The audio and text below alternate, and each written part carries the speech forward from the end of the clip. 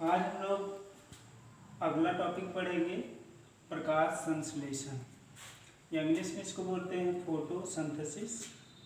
यहाँ पर photo means होता है लाइट, सिंथेसिस मीन्स होता है फॉर्मेशन।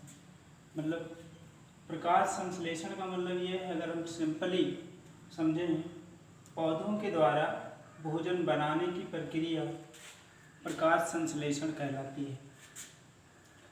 इस प्रक्रिया में, इस प्रक्रम में पौधे मृदा से यानी मिट्टी से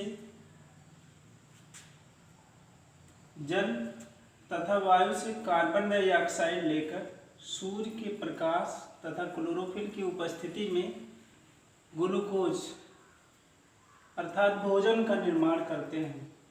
इस प्रक्रम में O2 गैस भी उप उत्पाद के रूप में निकलती है।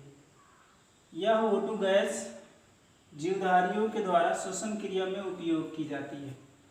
अगर हम इसका पूरा समीकरण देखें तो पूरा समीकरण है 6CO2 plus 12H2O equal C6H12O6 plus 6O2 plus 6H2O।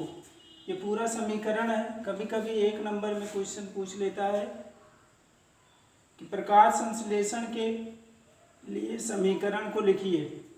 सूर्य के प्रकाश की उपस्थिति और क्लोरोफिल, इन दोनों की उपस्थिति में कार्बन डाइऑक्साइड और जल से पौधे, जो हरे पौधे होते हैं, वो ग्लूकोज यानी भोजन का निर्माण करते हैं।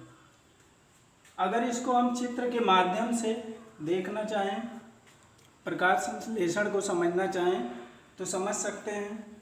यहाँ पर आपको देखिए दिखाया गया है कि जो जल होता है वो पौधे जड़ के द्वारा मृदा से अवशोषित करके पत्तियों तक पहुँचाते हैं। इसके अलावा पत्तियों में रंध्र पाए जाते हैं, जो रंध्रों के माध्यम से CO2 पत्तियों में जाता है और सूर्य के प्रकाश की उपस्थिति में इस जो सौर ऊर्जा होती है, इस प्रक्रिया के द्वारा, प्रकाश संश्लेषण प्रक्रिया के द्वारा इस सौर ऊर्जा को रासायनिक ऊर्जा में बदल दिया जाता है और भोजन का निर्माण हो जाता है, जो बाद में मंड में परिवर्तित हो जाता है। तो इस चित्र के माध्यम से भी हम इसको समझ सकते हैं। अब हम लोग जानेंगे प्रकाश संश्लेषण के लिए आवश्यक कच्चे पदार्थ क्या हैं। तो प्रकाश संश्लेषण के लिए 4 आवश्यक कच्चे पदार्थ हैं। पहला है सूर्य का प्रकाश, दूसरा क्लोरोफिल, तीसरा CO2 या कार्बन डाइऑक्साइड और चौथा है जल H2O। सूर्य का प्रकाश पौधों को मिलता ही रहता है, क्लोरोफिल पत्तियों में पाई जाती है, CO2 को पौधे वायु से ग्रहण करते हैं रंध्रों के माध्यम से, और H2O मृदा के द्वारा, ये जड़ों द्वारा अवशोषित करते हैं।